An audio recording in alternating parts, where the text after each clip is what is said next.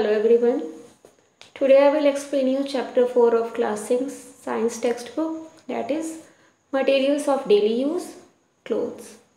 First of all, let's take a view on the topics that we will cover in this chapter. So in this chapter you will learn about different types of clothing materials, development of clothing materials, soil and climatic conditions required for the cultivation of plant fibers, that are cotton and jute, and at last we will see production of clothing materials.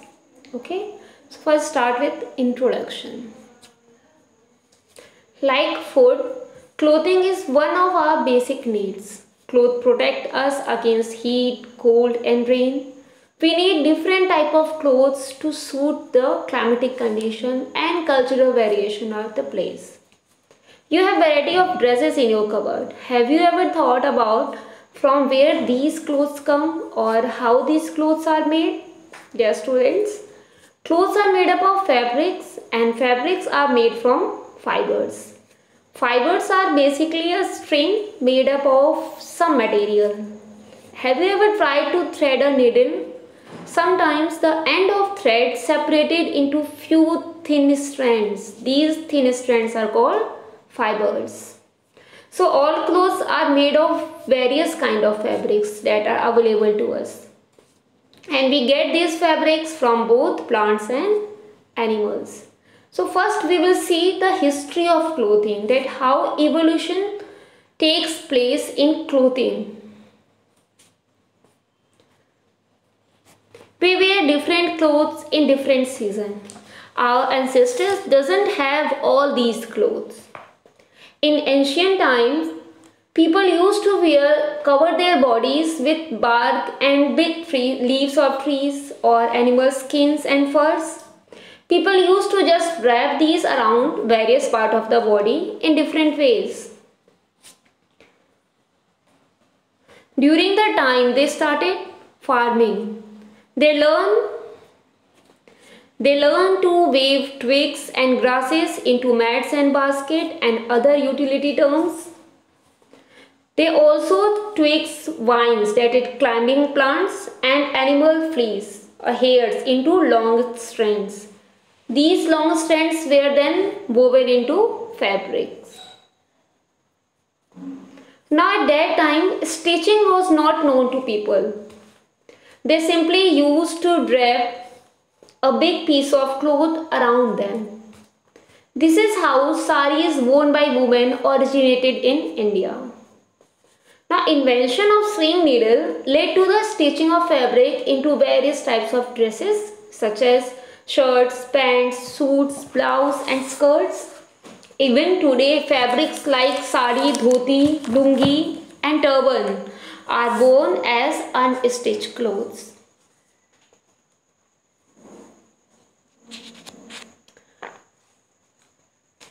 Now, when we go to cloth shop in the market, we see a large variety of clothes or fabric. These clothes are made up of different fabrics like cotton, wool, silk, jute, etc.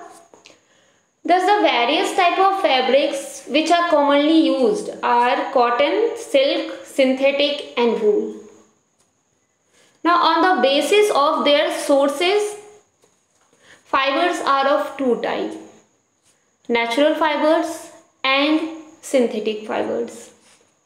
Natural fibers, fibers that obtain from plants and animals, they are known as natural fibers. For example, cotton, jute, they obtain from plants. Now wool is obtained from fleece of sheep or goat. It is also obtained from the hair of rabbits, yak and camel. Silk fiber drawn from cocoon of silkworm. Okay. Now these are about natural fiber. What about synthetic fibers? Technological innovations and chemical treatments made it possible to construct fiber artificially. Such fibers are called artificial fiber or synthetic fibers or man-made fibers. Example: rayon, nylon, polyester and acrylic. Okay, So on the basis of sources, fibers can be differentiated into two types or obtained, that are natural fibers that we get from plant and animals, and synthetic fiber that we made by using technology or by using chemical treatments. Now about fabric. All fibers are made up of thin threads or yarns that are woven together, and each thread or yarn is further made to still thinner strands that are called fibers. Okay, so clothes are made up of fabric, fabrics are made up of fibers, and fibers are made up of strings.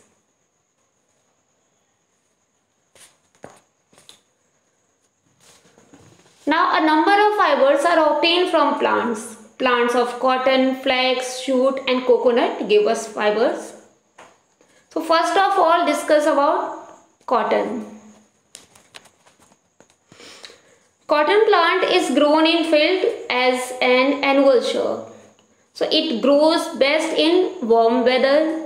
It requires temperature ranging from 21 degrees Celsius to 27 degrees Celsius and rainfall between 50 centimeter to 80 centimeter. Now black soil has the ability to retain moisture. So black soil is best suited for the cultivation of cotton plant.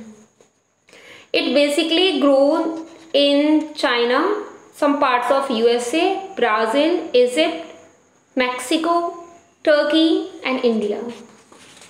And India, it is mostly found in Andhra Pradesh, Maharashtra, Haryana, Gujarat and Punjab.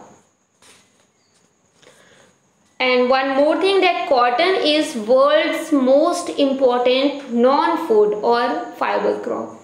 Okay. Now process of making. See, every year during spring season, new cotton seeds are planted. The fruit of cotton plant, that is cotton balls, are about the size of lemon. When the crop grows to maturity, the cotton balls burst and open, and the seeds with their fibers are harvested. Now see here, by manually. Cotton is usually hand picked or manually from cotton balls. So the fibers are then separated from the seeds by the process of ginning. Okay, so ginning is the process of separating seeds and fibers. Ginning of cotton can be done manually or by using machine also. Next is spinning, the process of making yarns from fibers. The cotton fibers that we obtain are twisted to form the yarn. This process is called spinning.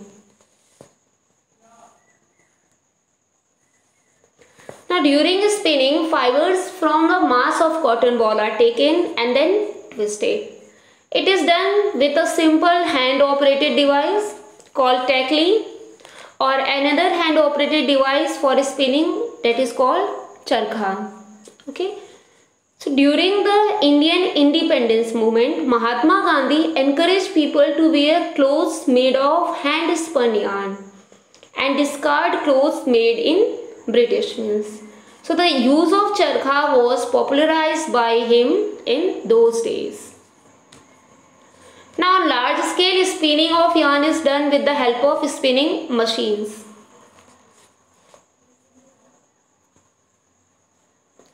Now this is the process. From cotton balls we form yarn, from yarn we make fabric. So there are two main methods by which fabrics are made. One is weaving, second one is knitting. So first see about weaving. Weaving is the process by arranging two yarns together. How two yarns together? The process of making cloth by crossing two sets of yarns over and under each other. See in diagram here, it is given wrap thread or wrap yarn. People learned to weave thousands of years ago with grasses, leaf stalk, palm leaves and thin strips of woods. It is made on looms, and looms are either hand operated or power operated. And how they are doing this? On the loom, the fabric is produced by interlacing two sets of threads at right angle. Okay. See the process of weaving. This can be understood by seeing this diagram that is given in loom.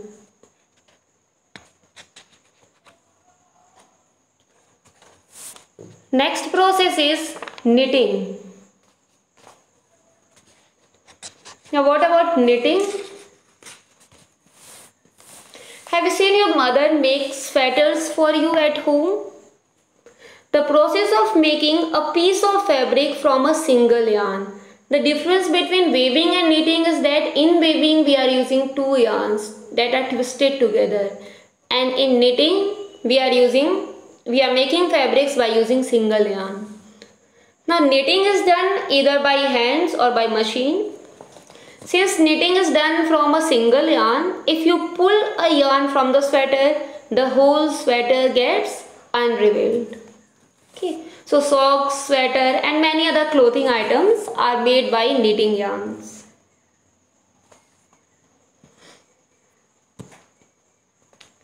Now here are some uses of cotton.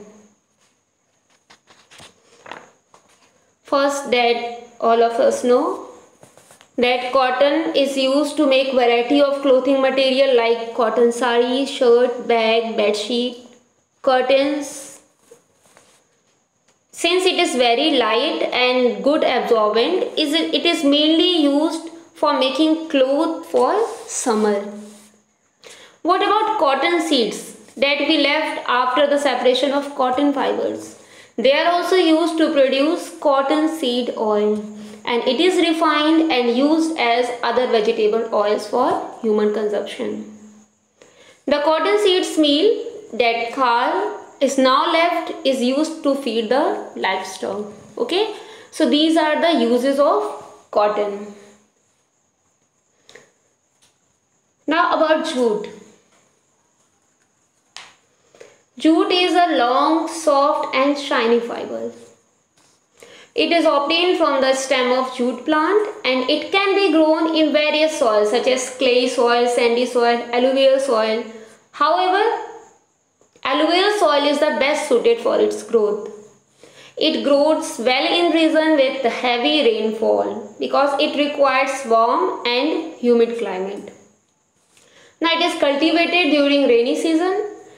It is sown during February to May, and the crop gets ready for harvesting into 4 to 5 months after planting. Now the full grown plants are uprooted and tied up in bundles. These bundles are immersed in water for a few days. Now what will happen? The stem rots and the fiber is separated by hands.